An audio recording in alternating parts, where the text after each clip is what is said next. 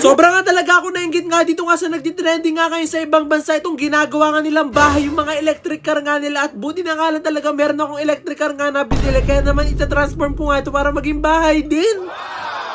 Nung dumaan nga kasi sa TikTok ko nga yung mga nakikita ko nga na ginagawa nga nilang bahay, yung mga mini electric car nga nila, talaga sobrang ako nainggit na talagang gusto ko nga rin gawin yun. At talagang sakto-sakto nga rin kasi meron din nga akong mini electric car nga dito nga sa bahay at talagang pwede ko nga talagang gawin yun dito. Kaya pagkakita ko pa nga lang nun ay kinabukasan nga agad-agad ko nga pinatawag nga yung driver ko para nga patulungan nga ako dito na baklasin nga yung mga upuan nga dito para masimulan ko na nga siyang gawin ang bahay. At para nga talaga matransform nga natin maging bahay nga itong aking mini electric car, kailangan nga talaga alisin nga itong mga upuan nga na to para talaga magkaroon tayo ng malaking space. At talaga namang nagulat nga ako kasi nung naalis ko nga itong isa sa mga upuan nga dito nga sa aking electric car ay talagang lumuwag nga sa pinakaloob. Kaya naman excited na nga ako na maalis nga itong mga upuan nga dito nga sa loob ng electric car ko kasi talagang luluwag nga talaga dito ng sobra, talagang pwede ko na nga gawing bahay. Tinitignan ko na nga lang dito nga kung paano nga yung magiging pwesto ko at medyo kinakabahan pa nga ako kasi baka nga hindi nga ako magkasya dito kapag humiga nga ako kasi medyo matangkad nga ako. At buti na nga lang talaga hindi nga katulad nga doon sa nakita nga natin sa video nga na medyo maliit nga yung electric car nga nila doon. Dito nga sa akin talaga medyo malaki-laki nga rin itong electric car na nabili ko. Ang balak mo nga na talagang ipaalis nga ng mga upuan nga dito, yung mga upuan nga sa harap, at talaga nagdadalawang isip nga ako na alisin nga itong upuan nga sa likod kasi talagang natitiklop nga itong upuan sa likod. Kaya mamaya na nga lang pagdating nga ni Mang Ray, tatanong ko nga sa kanya kung talagang aalisin nga itong upuan nga na to kasi si Mang Ray nga ang katulong ko para nga maging bahay nga itong electric car ko. At nung pumunta na nga ako dito nga sa likod nga ng electric car ko at binubuksan ko nga yung pinakalikod nga ay talagang ayaw magbukas. At talagang nakita ko na nga ang dahilan kung bakit nga ayaw magbukas kasi nangangalawang na nga yung pinakalock niya nga dito. At talaga meron na nga rin problema yung pinakasusian. At talagang tinitignan pa nga namin dito kung ano nga naging problema nga ng pinakasusian nga nitong tailgate nga nitong aking electric car. At talagang inaayos nga namin kung pwede pa. At pagbaklas nga namin dito nga sa pinakasusian, talagang meron na nga siyang problema. Talagang kailangan na nga siyang palitan. Kaya naman agad-agad na nga lang ako pumasok nga dito nga sa loob at pag-upo ko nga dito medyo naiiklian pa nga ako. Sa tingin ko nga talaga kailangan nga talagang alisin nga itong pinakaupuan nga na to na nasa likod. Kaya habang hinihintay ko pa nga si Mang Ray nga para nga sa kasagutan niya, agad-agad ko nga muna kinuha nga itong vacuum nga namin kasi magbabacuum nga muna ako kasi sobrang dumi pala ng loob ng electric car ko. At talaga namang naglabasan nga yung mga dumi nga nitong electric car ko nung naalis nga yung mga ibang bangko kasi doon pala nakasiksik yung mga dumi. At buti na nga lang talaga naisipan ko nga na i-vacuum nga itong loob nga ng electric car ko kasi malapit na nga siya maging dagat nga sa sobrang dami niya nga buhangin sa loob. At talaga namang hindi nga ako nakakaramdam nga ng pagod nga dito nga sa mga pinagagawa ko kasi talagang nai-excite nga ako. Talagang excited na nga ako na maging bahay nga itong aking electric car. Pag pinalayas na nga kasi ako ni mama nga dito nga sa bahay nga namin, talagang meron na nga akong tutulugan at pwede pa ako makalibot kung saan.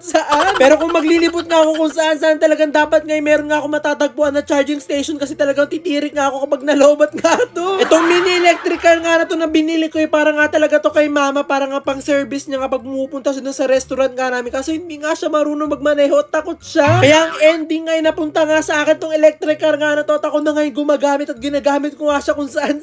At ito na nga finally dumating na nga rin dito nga si Mang Ray, kaya naman agad-agad ko na nga sinabi kay Mang Ray nga kung ano nga yung mga balak ko nga na gawin dito nga sa loob ng electric car ko. At talagang tumama nga yung hula ko kasi sabi nga talaga ni Mang Ray na kailangan nga alisin tong upuan nga na to sa likod para nga talaga maayos nga namin siya na maging bahay talaga. At bago nga tanggalin nga ni Mang Ray nga yung pinakaupuan nga sa likod, talaga ito nga muna yung pinakausap ko nga kay Mang Ray nga na ayusin nga kasi talaga lumaylay na nga yung pinakagoma nga ng pinto ko dito sa electric car ko. Kaya naman agad-agad na nga nilagyan ni Mang Ray nga ng pandikit nga to para hindi na nga lumaylay at talagang maayos na. Kaya naman nung naayos na nga ni Mang Ray, umpisa na nga namin ang trabaho nga namin dito nga sa loob at aalisin na nga namin tong upuan nga na to na nakalagay nga sa likod. Medyo nahirapan pa nga si Mang Ray nga na alisin nga yung mga tornilyo nga na nakakabit nga dito nga sa upuan nga sa likod kasi medyo mahigpit nga yung pagkakabit, pero talagang sinatsaga nga ni Mang Ray nga na alisin. At ang ginagawa ko na nga munang ambag nga dito, taga-flashlight nga ni Mang Ray kasi ito nga muna yung kaya ko. Talagang ako na nga lang yung nag-alis nga dito ng upuan na natanggal na nga ni Mang Ray. At talagang dito nga ako mas nagulat kasi nung naalis na nga yung upuan nga doon sa pinakalikod ay talaga sumobra nga yung luwag nga ng pinakaloob nga ng electric car ko. At talagang buti na nga na talaga inalis ko nga yun kasi talagang makakasiguro na nga ako ng kasyang-kasya nga ako dito kapag humiga nga ako. Ayan, so ito na nga, natanggal na nga namin lahat nga dito itong mga upuan, pati itong upuan dito.